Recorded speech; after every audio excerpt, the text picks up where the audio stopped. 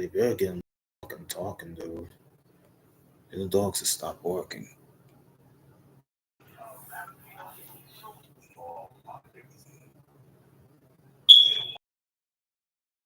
Six months. He's coming. He's coming like a wolf. Never get out. So, Raphael Perez broke in and stole that motherfucking shit. And the whole, I see the investigation was going towards the cops. We want the cops. We don't want you to. Like, they tell us about the cops. No, it's not about the cops. I couldn't turn it into David Mack. You know what I'm saying? I said, well, the whole folks. Want to protect Raphael Perez. The whole investigation. Because they was coming to see me. Trying to, they said, you're a rapper killer. They said, you're Tupac head. Like, damn. You know? You know, Tupac heart. They like, you ain't never getting out. Attention gamers, PC and console gamers. Do you want to learn game design and game development? Yeah, you're never getting out. Do you, based on what you know, do you think that that's the person who killed Biggie, or do you think there was someone else? I think both. The cops did that shit. You think the police? Yeah. So you I don't think should Willis. I think should police was. Okay. It's cool. Right, because at one point you were locked up with David Mack. Yes. David Mack was allegedly affiliated with Death Row. So, He robbed Bank of America for $700,000 while he was a cop. yeah. Bank of America. They did that sweep on us. 70 crips. They put us all in jail. The FBI did a sweep on us. And so we was in the holding tank down there, all of us. And this is one of the You don't get the original shit. I'm going to pull on the slow mode. Keep on fucking name. You know what I'm saying? Like, what the fuck is this? David So Mack. once we got on the It's elevator, David Mack. the U.S. Marshal dude was like, man, that's that police one with David Mack. I'm like, oh shit, how the fuck you know me? I guess they had some pictures of me ready to, you know, to do the thing. But I'm way smoother. I'm almost different. You know what I'm saying? Yeah. It'd be hard. Right, because Raphael Perez, he got locked up as well, right? Yeah. And he was also allegedly affiliated with But, you know, I was part of that whole investigation. The first ship, they wanted me insured. The people down the beach crime business, they wanted me insured in the U.S. attorneys. Then I said once Raphael Perez did that shit, I see where the whole shit shifted. Where they wanted the police to go to the cop, kill him. And I don't know shit. You know what I'm saying? I don't know shit. And when I see the whole investigation turn. See David Mack as at the event of the peace pledge. They were all there. Yes, they were there. Because the LAPD now have sort of come up with a whole other theory. Outside of the police. Yeah, I'm sure they did. What's their theory? that a gang member called Poochie shot and killed Biggie. What up, Poochie? You know, really, it doesn't matter who pulled the trigger, although I wouldn't agree with that. But what I would say is any gang member that was to shoot or kill Biggie could have only done so with police involvement and support. It would have been impossible. They were everywhere. It was, you don't have an event that's a party after the Soul Train Awards, and especially in LA, there's that many black people, and you think the police aren't everywhere, they're everywhere. It doesn't work that way. So there has to be compliance. They were complicit in everything that happened that had to do with Death Row. I knew David very well. I was actually quite shocked when I saw David and he was in LAPD. Very surprised. and he came with me to the video shoot. We were doing Mac Mall and Ray Love's video shoot. Found out he was working with all the rappers I knew off duty and a lot of other cops that I knew. His killing that night have kept secret for And when 24 Biggie got killed I in didn't LA. want to do interviews for years. It was dangerous. It's dangerous to know anything. When Biggie got killed, everybody was shocked and appalled.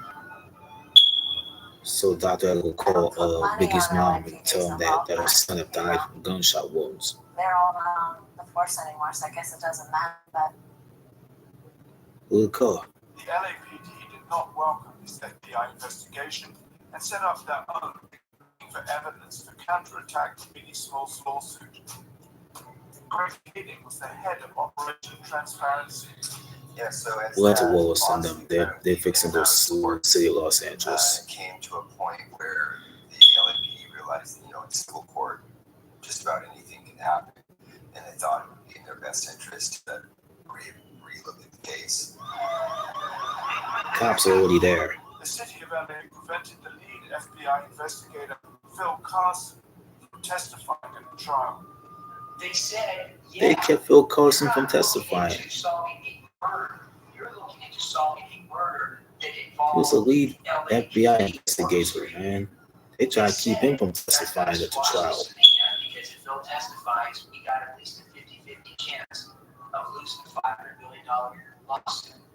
And to be honest with you, they're right. They got I think it's better than 50-50 chance. Greg Kading. Well, why would you lose a $50,000 lawsuit? LAPD cops were involved in the hit on Biggie Smalls. He not only wrote Dirty the book, cops were having he getting was Biggie killed, involved in that's the why. Netflix and on BET, and his views are widely accepted today. He says that officers It's like 30 cops killed Biggie, that's why. But we came up with new evidence showing Greg Kading is incorrect. David Mack, the LAPD officer, never worked or was affiliated and associated with Death Row Records at all. Neither was Rafael Perez. And those were the two individuals that jailhouse informants had claimed were part of Death Row security. They weren't, ever. And that was looked into not only by the original investigators back in the mid-90s, but also by our cop. Maybe the very worst cop the LAPD has ever seen. Yeah, Perez was Rafael locked up Perez. in the county jail where he remained throughout his trial. The case against racketeering and things like that. And stealing drugs from the evidence locker. All the witnesses, and I believe, did a decent job of neutralizing their testimony, and the verdict came back as a hung jury. Yeah, this is Rafael Perez. The case is wholly against him. Forced the district attorney's office to trial, probably a little bit before they wanted to go to trial. They hadn't had any financial data. I know that the first trial was emotionally draining for him, and so he decided he wanted to do what he's done because he kind of wanted to he kind of wanted to atone for some of the happy problems he had. Never his motivation. I think he was about to make a decision, change his life at the LAPD forever. Perez decides to plead. He wants to do it on his own terms. He doesn't want the 12 years that he's looking at, or perhaps more. He's going to tell the DA about widespread misconduct at Rampart. Initial reception was skeptical, but then he upped the ante. He let the DA know that if they did not, He just already upped the ante himself. He's just some crooked op that wanted to get people killed. Had shot, framed, prison for years. Crime the guy did not commit. David Mack was one that was robbing a bank. $722,000. The only way to get at it is to cooperate with Rafael Perez. He tried to make Rafael Perez the drug trafficker. It's not a good day. Bernard Parks is already stepping away as the police chief. Now he's working for the Los Angeles City Council now. He's no longer the chief of the LAPD. He's no longer the chief of the LAPD. That's why he stepped down.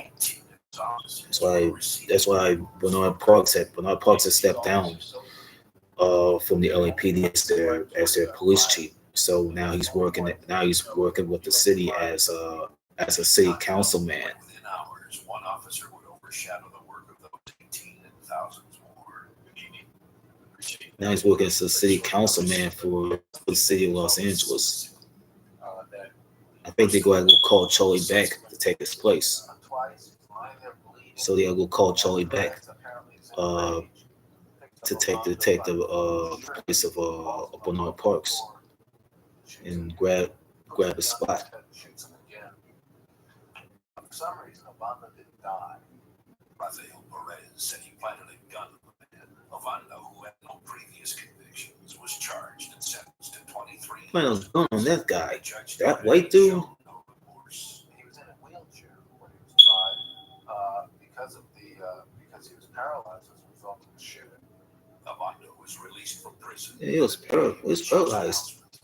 Javier Ovando. He's a shooting victim, man. He was in a wheelchair all of a sudden. I feel bad for that dude. The Ovando case was devastating to the image of the LAPD. He killed everything. They killed everything. Had only begun to confess Just ruined the image. by his fellow officers of crash cops beating, exploiting, shooting. That's like the misconduct that's been going on in the LAPD.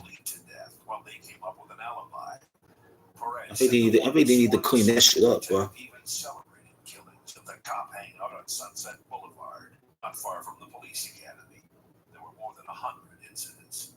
Ranges from They got to clean the LAPD of all the corruption and the misconduct and the crookedness. All that shit needs to be cleaned the fuck out.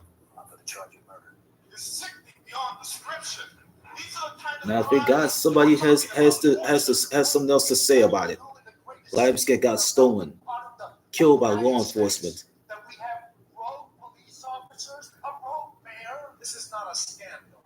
Perez was sentenced to 5 years in prison for stealing 8 pounds of cocaine from the LAPD. That man stole cocaine out of the evidence locker. I thought he got arrested for it. Rafael Perez is going to jail for it. Especially stealing the cocaine out of the evidence locker.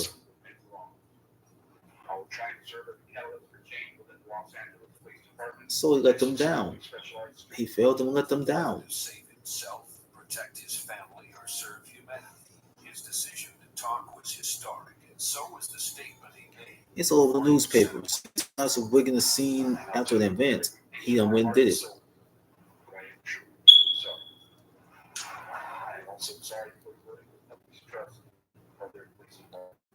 I had no part in writing that speech. Even Winston, he's Rafael Perez's attorney and knew everything about what Rafael Perez is doing was not even right.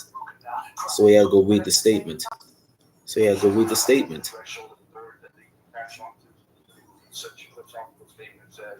Some rise by sin and some do wrong, as well as we intimidate those who intimidate others. So model I had to put on slow mo since I can't deal with the bullshit fat shit anymore. the process is not becoming monster himself.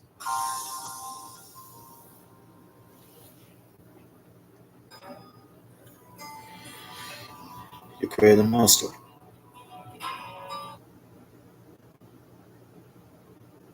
That's why you created a monster. Let me see what's on here. He follows on this motherfucker.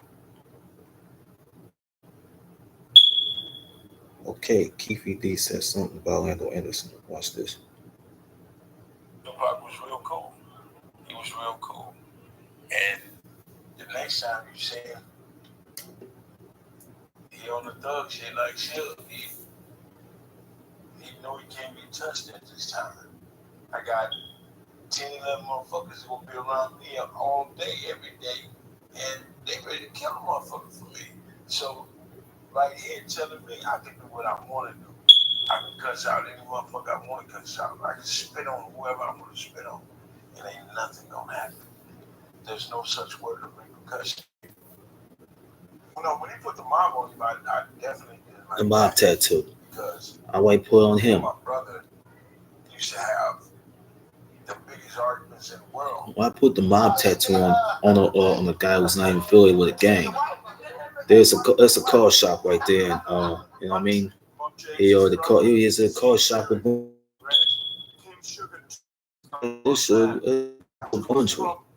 Aquabundry at the car shop. It was like 95, late 1995. I think it was prior to Pac going to the casino, not the casino, the Club 662.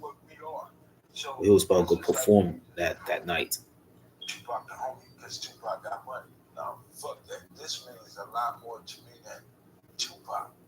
You going over there and be Death Row Mob, but not from here. You ain't from Compton. You should get a single Mother's Day celebration. It was like May of '96. It was like May of '96, I think. It was in May of '96, I think. They were like brothers. Tupac was like a little brother to him. They had keys to each other's house. They think for one brain. Tupac never had a foundation. Never had a foundation. Suge's sister and brother-in-law's child already knew all about what Suge was about to be doing. But Crystal has some nice ass titties, man. Crystal, man, she's a sweet woman. She has some nice ass tits, dude. Support, I guess black people as a whole. And Tupac was more so think bigger. Think bigger. We can go international. We can do this. We can do that. That's hence the Death Row piece and et cetera, et cetera. I mean, I was like, I want our faces printed on money. I want something bigger. Let's think bigger. Let's think bigger. And Tupac more was on the bigger side. Let's think bigger. And I'm just like, huh? Okay. Yo, they already censored that shit. They blurred it out, though. They already blurred it out.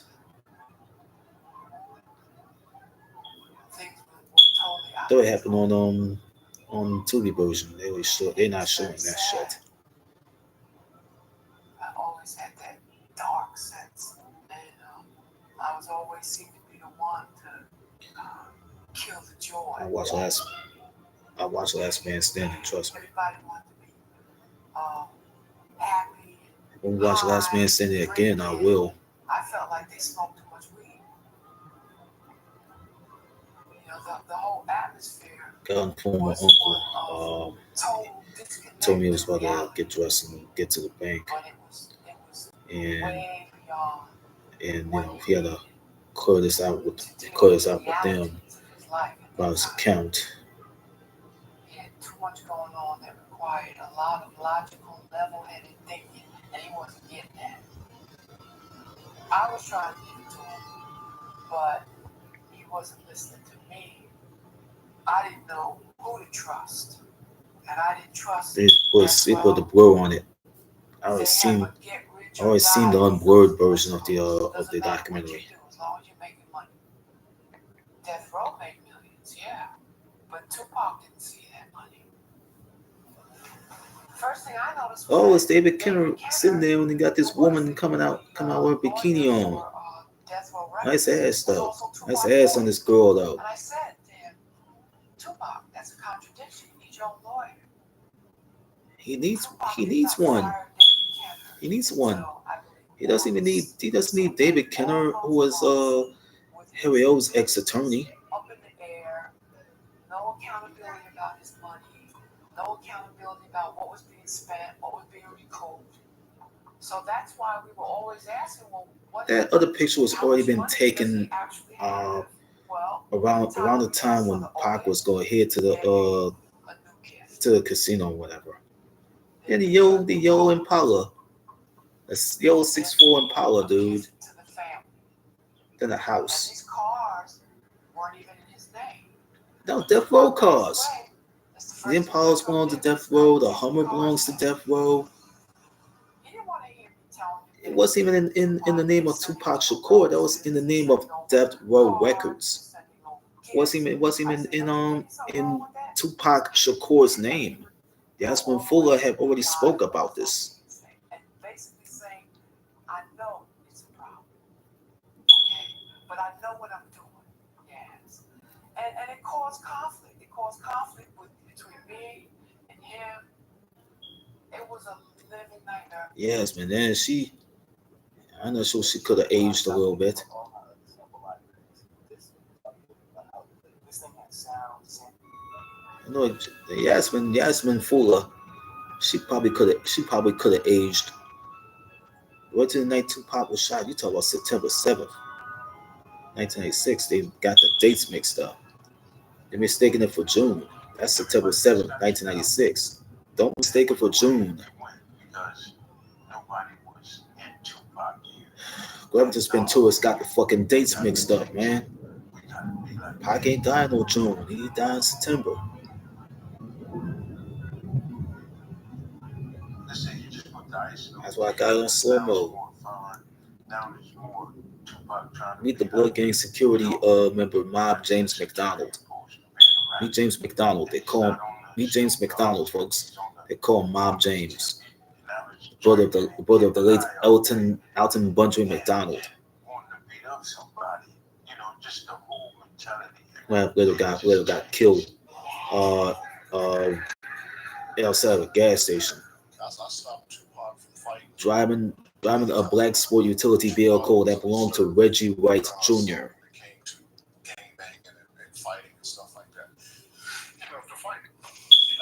He used to be Suge's bodyguard.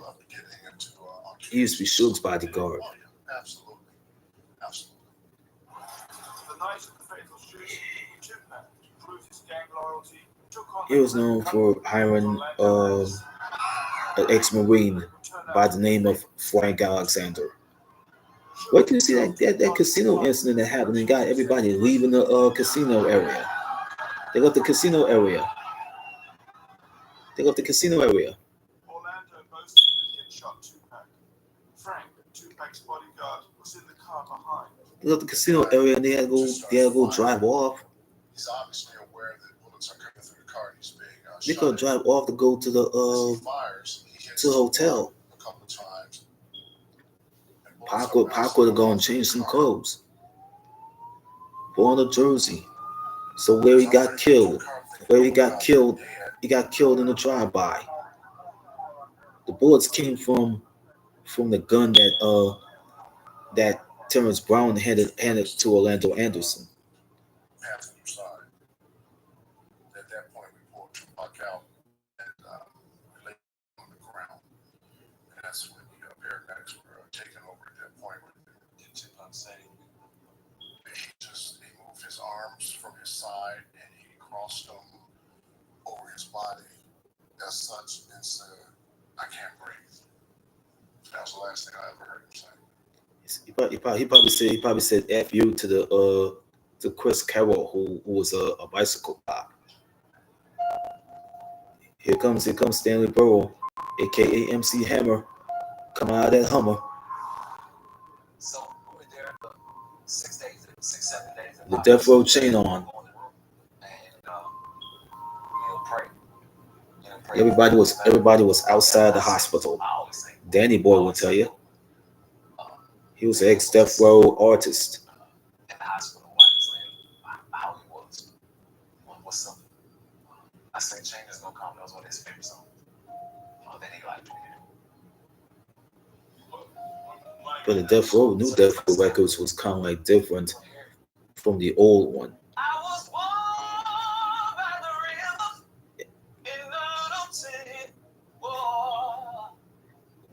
Danny Boy was singing.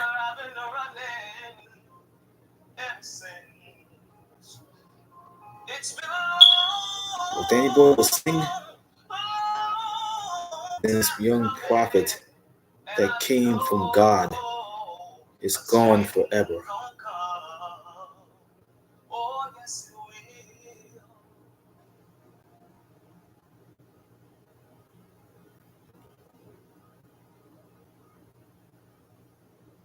He was gone. He's dead.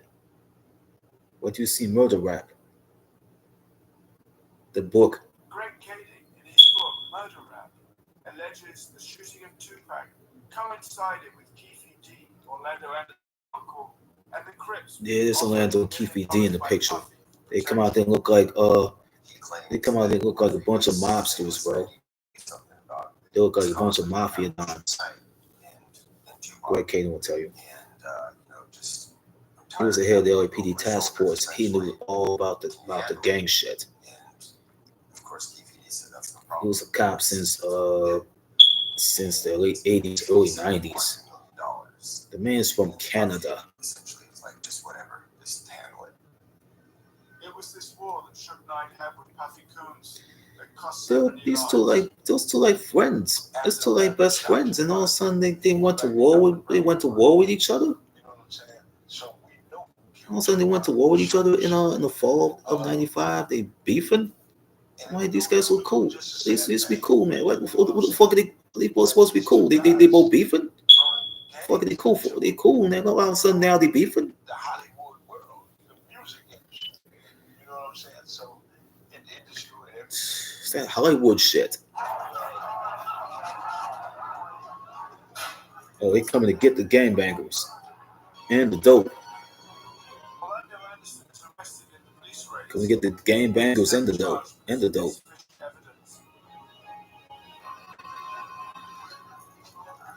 Oh, they got Orlando Anderson, man. They got his ass. Orlando Anderson. They went and got his ass. As Lip Dog. He was a Blood Gang security member too. If you're messing with a shooter, you're gonna get shot. You go get If killed. you're messing with some fighters, y'all might get down. You might get down But it's too. gonna happen. That's the thing about it. He's gonna come back. And that's how Orlando was. Yeah. Yeah, we had to wear bulletproof vests, especially going towards the end. I had to have security sleeping in my room. Security might spend the night with you if they had to protect you. And I couldn't move without it. You need a bulletproof vest. You need a bulletproof vest on your shirt. Pac died. There's a lot of people lost their lives. That's why you need a bulletproof vest, Danny. 18 months later, Orlando Anderson himself is cut down and killed at this car wash in Compton. A Compton car wash. Yep, Orlando Anderson got killed right around late May of '98. Not surprisingly, nobody trusts the police. This was after Frank Sinatra Jr. died of a heart attack. Even though he knew the identity of Tupac's gunman, Suge refused to cooperate. Suge Knight refuses to snitch. Suge Knight refuses to snitch. Why not? Because it's not my job. I don't get paid to solve homicides. I don't get paid to generate. He stuck to the G code. Oh, it's Pamela Brooks. Pamela Brooks who was best friends with Nicholas Broomfield. And Nick is not even a cop. He's just a documentary filmmaker from the United Kingdom. Stop mistaking Nicholas Broomfield for a cop. He's not a cop. He's just a guy from the United Kingdom. He's a documentary filmmaker. Don't get it from those people, bro. Don't listen to what somebody else tell you. Nick is not a cop. Nicholas Broomfield is not a cop. He's a documentary filmmaker.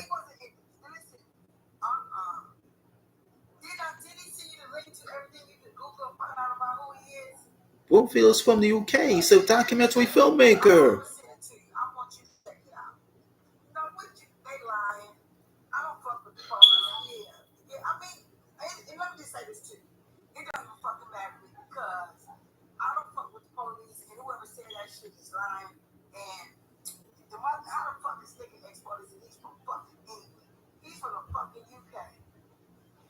Nicholas Broomfield is a documentary filmmaker. He's from the United Kingdom, from the UK. He was swallowing his tears.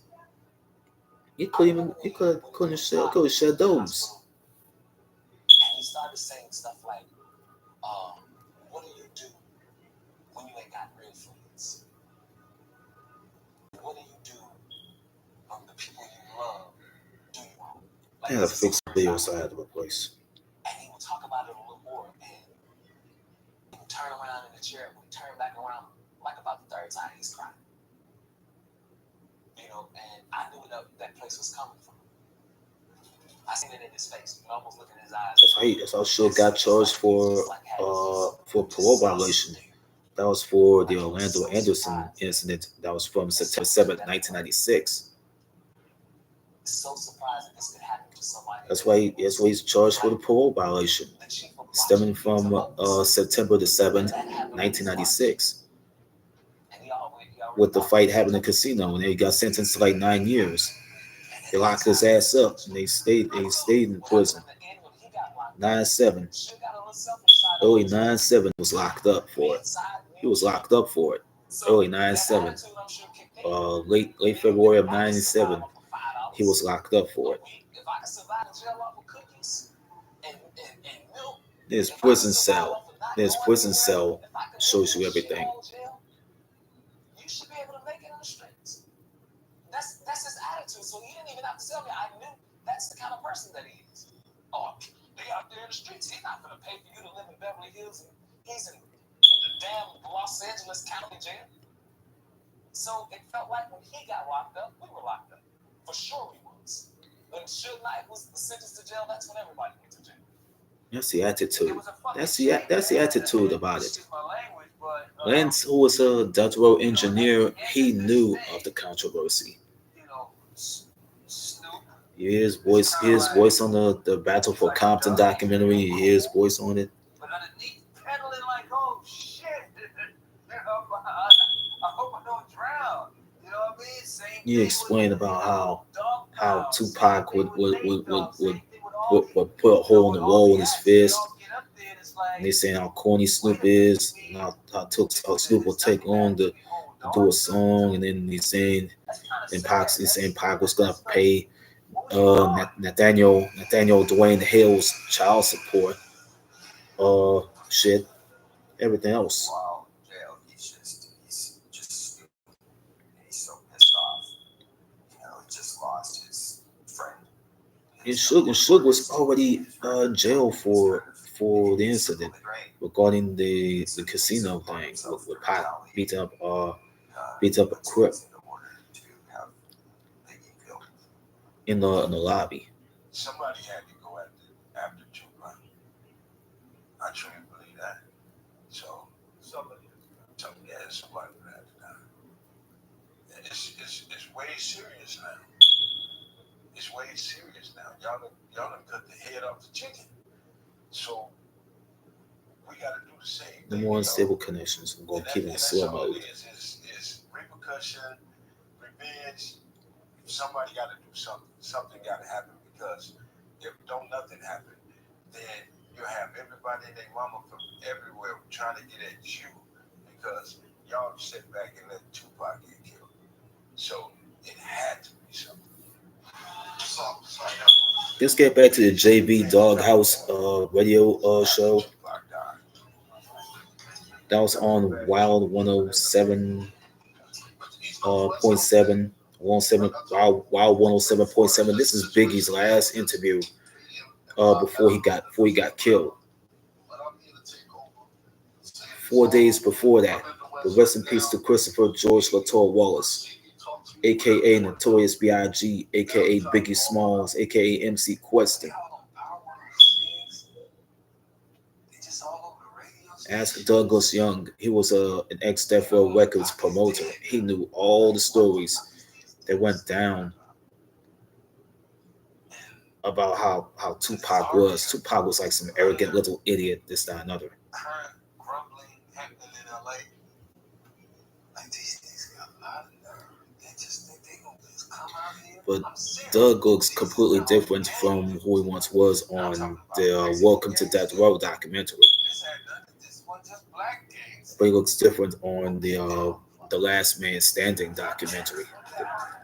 Biggie was unaware if something was going to happen to him in LA.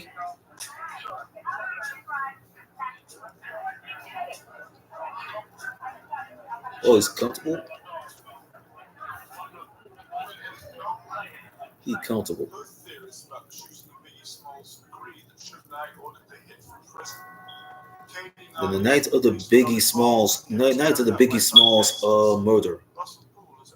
Look at the night of the Biggie Smalls shooting. Russell Poole would say something.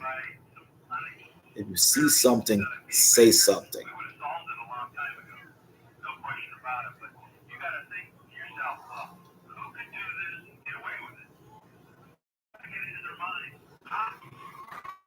The Biggie is killed.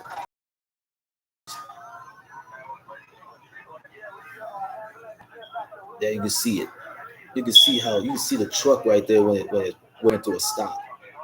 On Fairfax and Wilshire. Listen.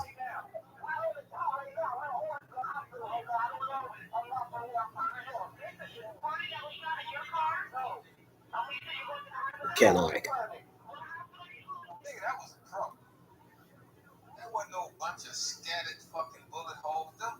Yeah, Doug will speak on the Biggie murder. All the bullets just hit the car. All the 2, 3, or 4 bullets just hit the car. There's 4 bullets hitting the passenger door. Look, there's 4 bullet holes in the car. There's 4 bullet holes in the car. They see 4 of them. You see 4 bullet holes in that green Suburban? David Mack possibly being involved in the Biggie Smalls case. Suge probably ordered the hit. That's what happened. Let's not get into any more controversy, and that was that. And there was no urgency to investigate David Mack for the killing of Biggie Smalls. He probably ordered the hit. 4 years later, in the year 2000, when still nobody had been charged for the murders, we take Russell. Nobody else would get charged for the murder. And Russell Poole would have to go bring people with him. Now they got to go to Biggie's mom's house. Now they got to go to Biggie's mom's house to go meet Biggie's mom, Beletta Wallace. She was on a rampage. She was about to sue the city of Los Angeles for the wrongful death of her son, of her now dead son. She's gonna sue these people and take them to court, all for the wrongful death of her son. That was for the wrongful death against them. She had to sue him. She had to sue them. She had to file a wrongful death lawsuit against the LAPD and the city of Los Angeles for the murder of her now dead son, Christopher George Couture Wallace. There's pictures that the feds had took of Biggie and Puffy and a few of the security team. You know what I mean? And then the security team there. The LAPD did not welcome this FBI investigation and set up their own, looking for evidence to counterattack the Biggie Smalls lawsuit. Why would they counterattack it? Yeah, so as that lawsuit, that's a counterattack, and nobody else knows. It came to a point where the LAPD realized, in civil court, just about anything can happen, and thought it would be in their best interest to. That's enough to counterattack the whole lawsuit. The city of LA prevented the lead FBI investigator, Phil Carson, from testifying at the trial. That stopped from testifying.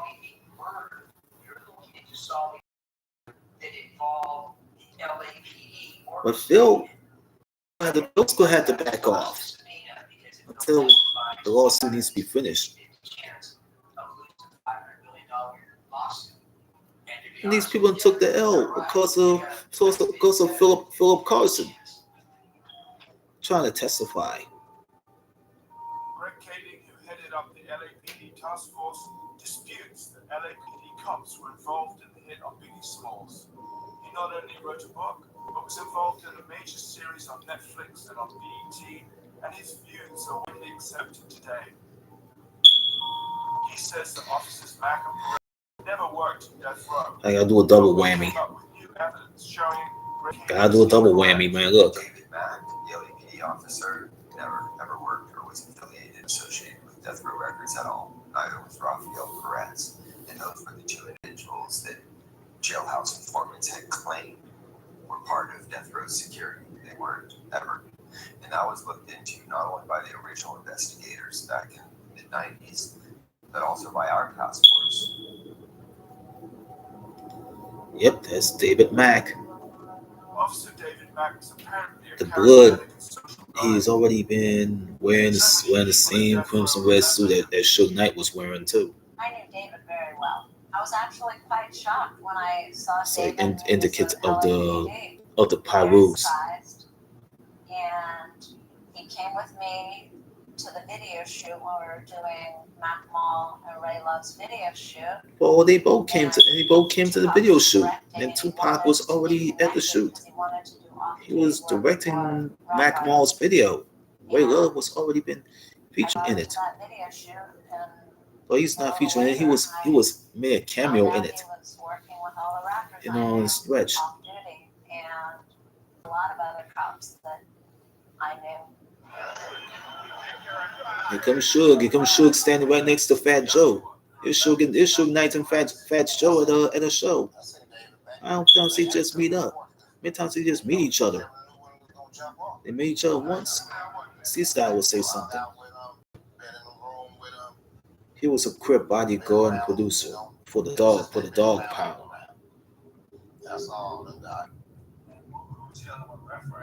He was there. It was their muscle. It was their man. They muscle. Like I said, shit wasn't no different from us. Only thing they had bad. I remember him from like be somewhere, you know, go like the Life After Death Row documentary that Crooked Eye was doing. That's how it went. That's how the get down went. If you had to lay down, get down. You know, get down, lay down. Even Joe Cool, Snoop's cousin Joe Cool was already in it. He was a Crip bodyguard. He was a Crip bodyguard and the artist for Snoop's album Doggy Style in '93, where it got released. Pac, I mean not Pac. Snoop already. I think Snoop already mentioned him in a song called Ghetto Life. It's Ghetto. It's based on a song that Rick James did, Ghetto Life. It's a song called Ghetto. I feel Snoop Dogg and the East Siders. Snoop already mentioned Joe Cool on the song Ghetto. See, he rapping about him and his buddies walked to school. And then he ran to Joe Cool, their cousin. You know what I mean? What you see, Bernard Parks, who was an ex-police chief for Los Angeles Police Department. But Bernard Parks, it's before Bernard Parks had stepped down as the LAPD chief, and now all of a sudden now he's working for the LA City Council. So they replaced him with Charles Beck. They replaced him with Charles Beck, who's now an active LAPD chief.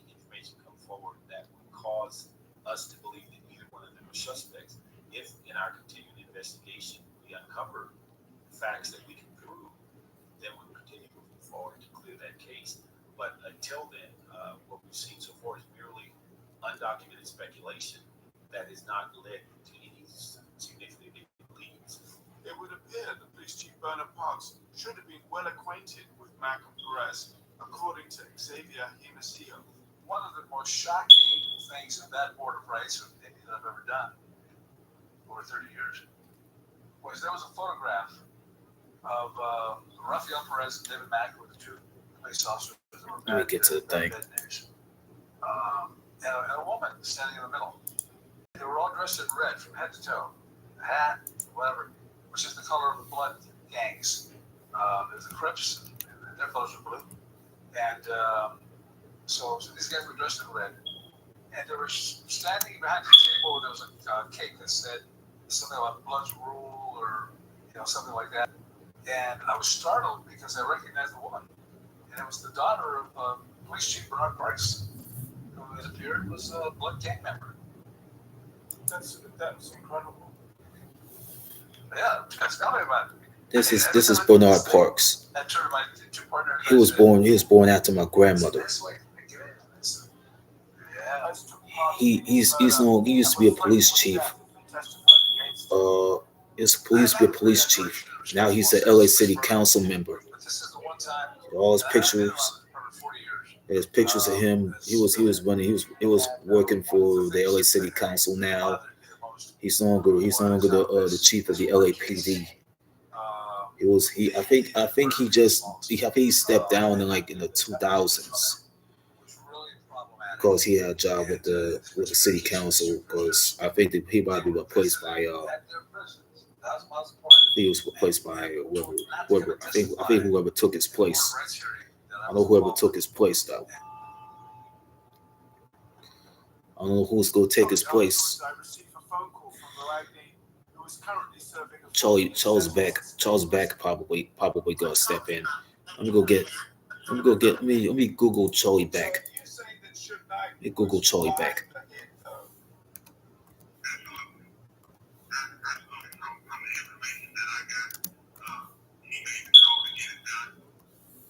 So which officers are you saying were implicated in the murder of?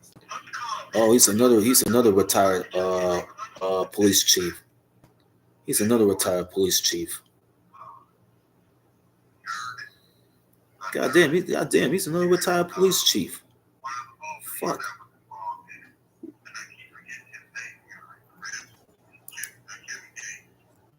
He's retired. He's retired since what? What is it? What is it? 2018. He was retiring. The LAPD will be fined $1.1 million by U.S. District Judge for concealing Yeah, both of these guys are retired. Bernard Parks, and Charlie Beck. I think they're retired. I think that they both are retired. From 2002 and 2018, they both retired. Who's going to take the reins? But rest in peace to Russell Poole. He passed away in 2015. Summer 2015, man. He died of a heart attack. I miss him, man. This man was a good cop, bro. But rest in peace to the hip hop mogul, Urban Lorenzo Jr., aka Herb Gotti. Sad that he passed away. 54 years old. I'm gonna go ahead and go Google Herb Gotti. Hold on. Let me get back to Google again.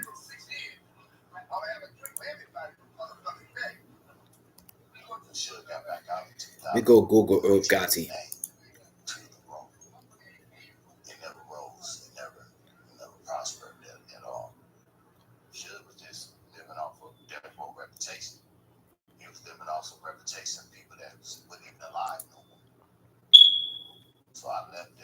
Yep.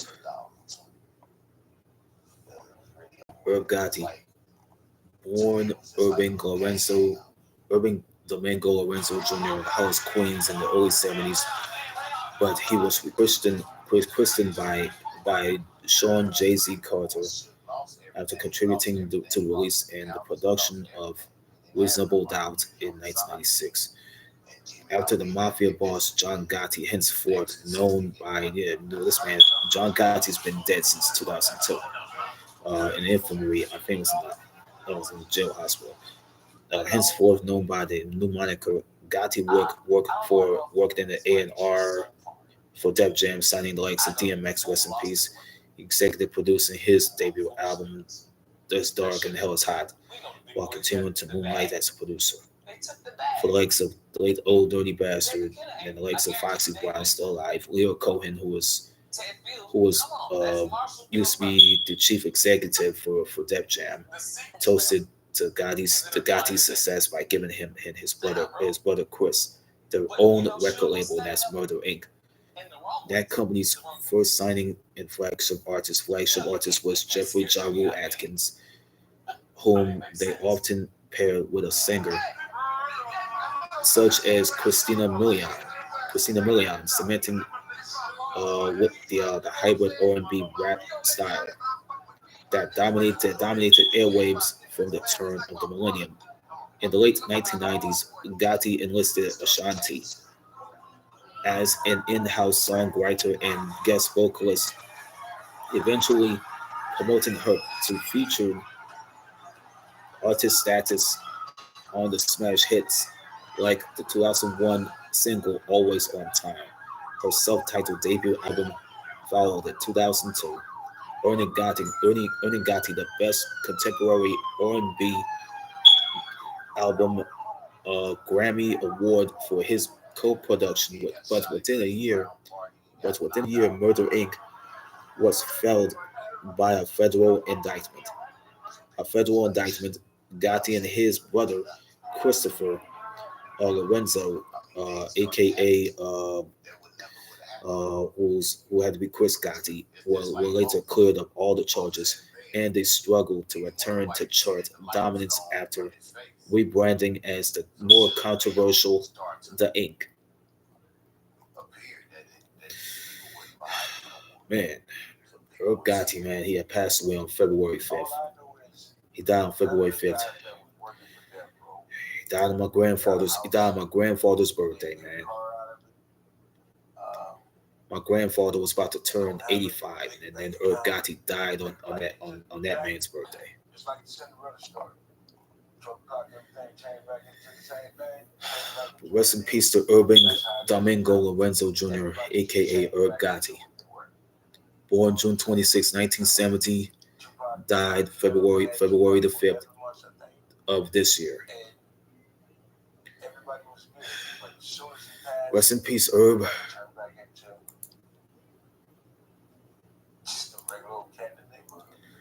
Rest in peace, Herb.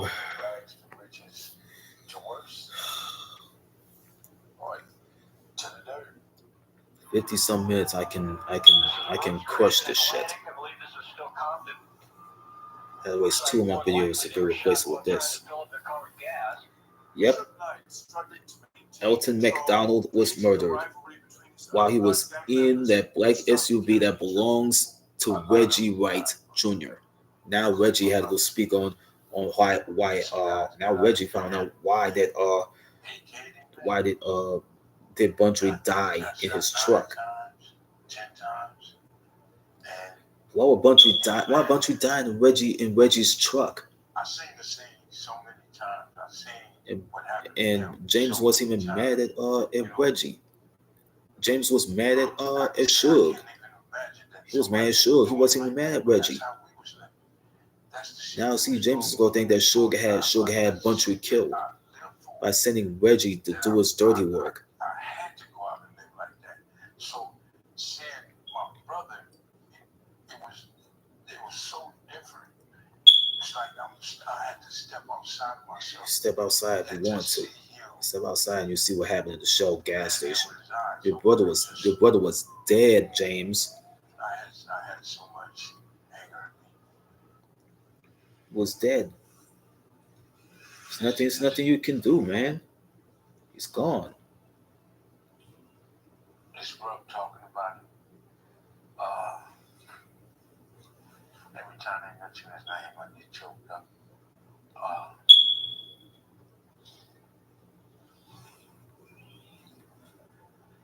The pain is cold.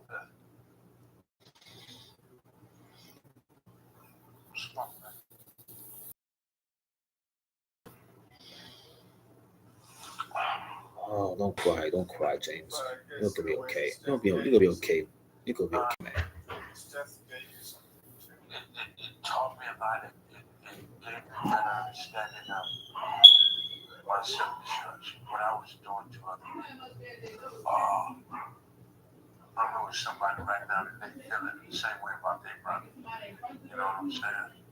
And I can't do nothing but apologize for the way I live. I'm trying to make it better. I'm trying to help people. What's that?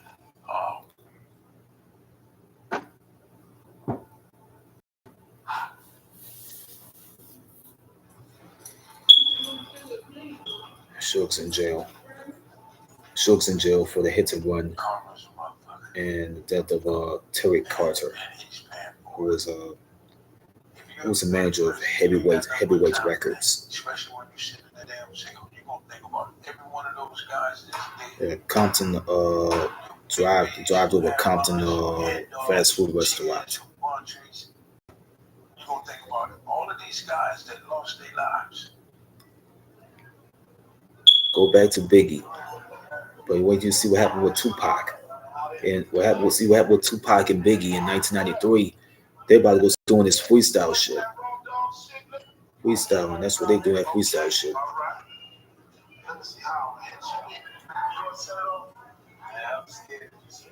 You scared to do it? You scared to do freestyle, even though Letta knows. When I told my son that Tupac died, I could see the pain in his eyes. Sometimes brings me to tears just thinking about Yasmin and Boletta and both already spoke about them. the world lost someone that could have made quite a difference. And both these men died, all but because of stupidity.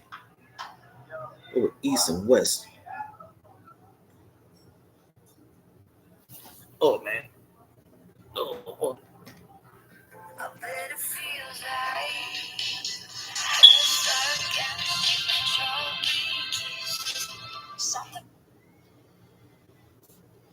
That's the end of this video here. It's the end of this thing here. We'll finish this last show up and I'll play it. See if it's good or if it's grungy. I don't even know. We'll play this video after I'm done with this thing. I gotta find if it's grungy or not. Or it's down short. If it get cut a little short, I'm gonna be mad.